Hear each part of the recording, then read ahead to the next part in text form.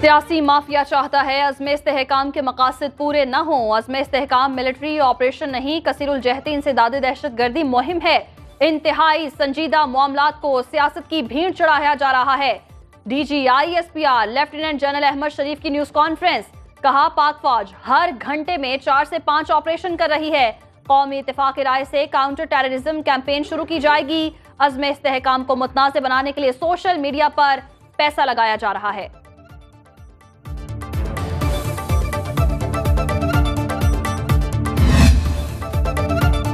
دہشت گردی اور ڈیجیٹل دہشت گردی دونوں کا ہدف فوج، سوشل میڈیا پر فوج اور اس کی قیادت کے خلاف مہم ڈیجیٹل دہشت گردی ہے۔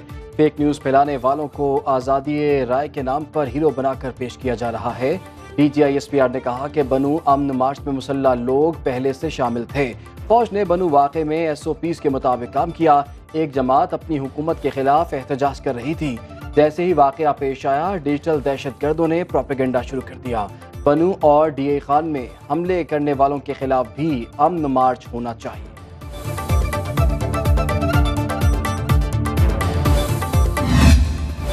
9 مئی کے بعد انتشاری ٹولے نے پروپیگنڈا کیا، فوج نے روکا کیوں نہیں؟ عدالتی نظام 9 مئی کے منصوبہ ساز کو ڈھیل دے گا تو انتشار پھیلے گا۔ 9 مئی کے سہولت کاروں کو قانونی طریقے سے ڈھیل دی گئی۔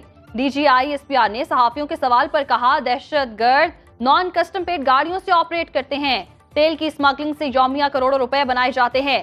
ملک میں غیر قانونی سگریٹ کے کاروبار میں مافیا ملوث۔ ملک میں 22,000 مدارس میں سے صرف 16,000 رجسٹرڈ ہیں۔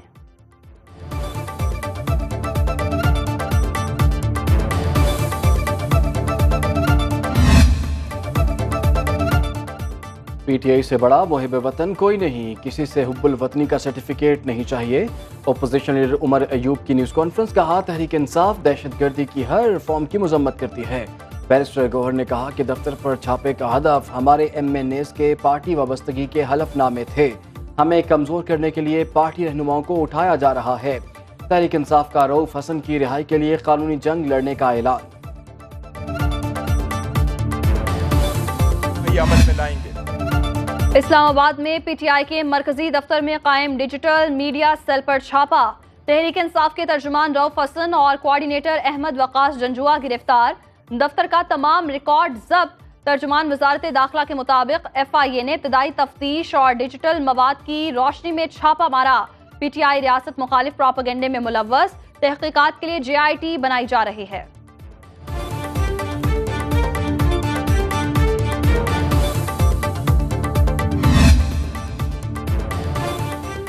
پی ٹی آئی پر پابندی اور 3 رہنماؤں پر آرٹیکل 6 لگانے پر مشاورت۔ وزیر قانون اعظم نذیر تارڑ، اٹارنی جنرل منصور عوان اور وفاقی وزیر اطلاعات عطا تارڑ کی وزیر اعظم سے ملاقات۔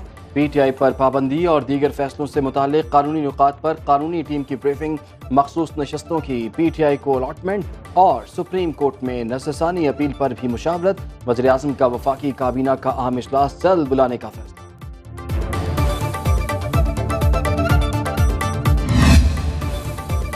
بنو میں حالات معمول پر آ گئے۔ بنو واقعے پر علاقہ مشران کی وزیر اعلیٰ خیبر پختونخوا سے ملاقات۔ جرگہ مظاہرین کا 16 نکاتی ایجنڈا سامنے لایا ہے۔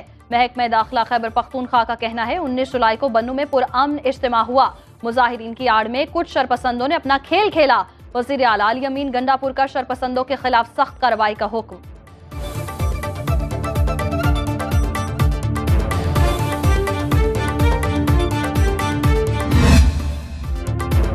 وفاقی وزیر امیر مقام کا بنو واقعے پر جے آئی ٹی بنانے کا مطالبہ۔ اسلام آباد میں نیوز کانفرنس کرتے ہوئے کہا، پی ٹی آئی کا منصوبہ تھا کہ ملک میں لاشیں گریں۔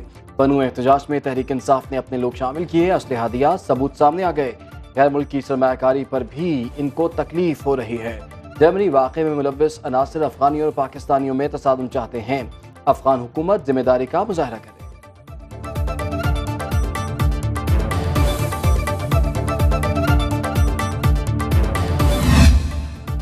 توشہ خانہ ریفرنس میں بانی پی ٹی آئی اور بشرا بی بی کے جسمانی ریمانڈ میں توسیع۔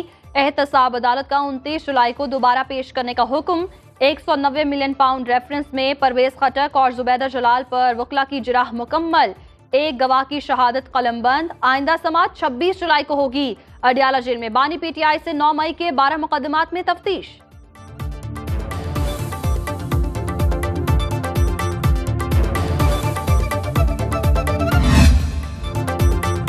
مقبولیت کا مطلب یہ نہیں ملک کے خلاف سازش کی جائے، جیال وزیر نے پی ٹی آئی کو آڑے ہاتھوں لیا۔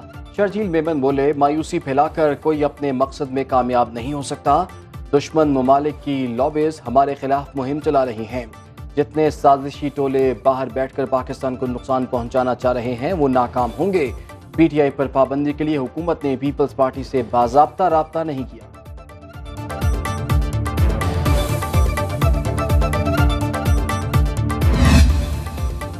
ملک میں مسلط شدہ طرز حکمرانی ناکام ہو چکا، فارم 47 نہیں 45 کی حکومت ہونی چاہیے۔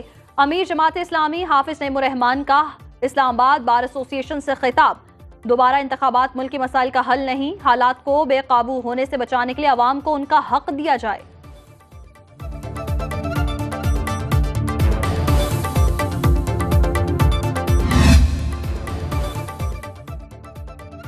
بین الملک سیاسی پناہ کے خواہاں افراد کا پاکستانی پاسپورٹ معطل کرنے کا فیصلہ واپس، نائب وزیر اعظم اسحاق ڈار کی زیر صدارت اجلاس کا اعلامیہ جاری۔ بریفنگ میں بتایا گیا کہ سمندر پر پاکستانیوں کو 60 دن کے اندر پاسپورٹ جاری کر دیا جائے گا۔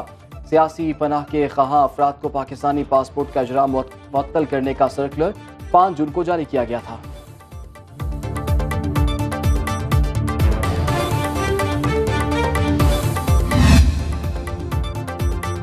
خصوصی سرمایہ کاری سہولت کونسل کو ڈویژن کا درجہ مل گیا، وزیر اعظم شہباز شریف نے منظوری دے دی۔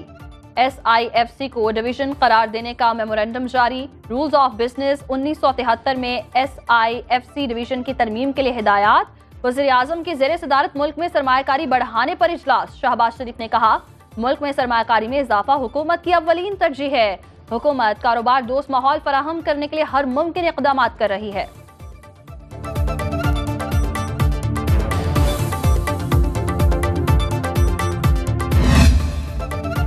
بجلی کی طویل لوڈ شیڈنگ عذاب بن گئی، گرمی سے شہری بلبلا اٹھے، بجلی کی بندش سے پانی کی قلت، کاروبار ٹھپ، شہر قائد کے کئی علاقوں میں 14 گھنٹے تک بجلی غائب، پشاور کے مضافاتی علاقوں میں 18 گھنٹے تک بجلی نہیں آتی، بلوچستان میں بھی 16 گھنٹے تک بجلی کی بندش معمول۔ مظفر آباد میں لوڈ شیڈنگ کے خلاف عوام سڑکوں پر نکل آئے، مظاہرین نے وادی نیلم کی مین شاہراہ ہر قسم کی ٹریفک کے لیے بند کر دی، ملتان میں تاجر تنظیموں نے احتجاجی تحریک چلانے کا اعلان کر دیا۔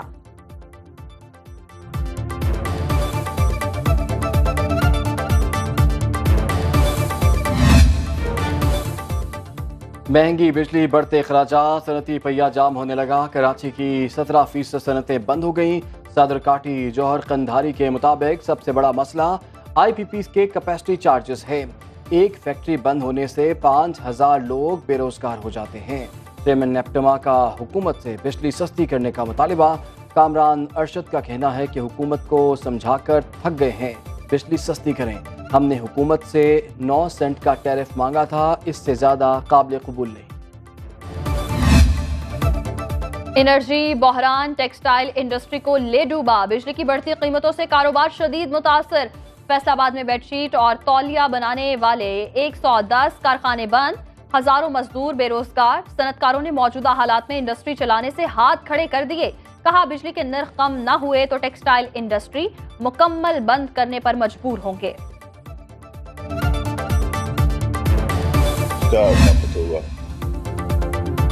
بارش برسانے والا نیا سسٹم ملک میں داخل، کراچی کے مختلف علاقوں میں ہلکی بارش، حیدرآباد میں بوندا باندی، اسلام آباد، پنجاب اور خیبر پختونخوا میں بارش کی پیشگوئی، پنجاب میں مونسون کا نیا اسپیل برسنے کو تیار، محکمہ موسمیات کے مطابق بارشوں کا سلسلہ 25 جولائی تک جاری رہے گا، جنوبی پنجاب کے بیشتر اضلاع میں آج آندھی اور گرج چمک کے ساتھ بارش کا امکان۔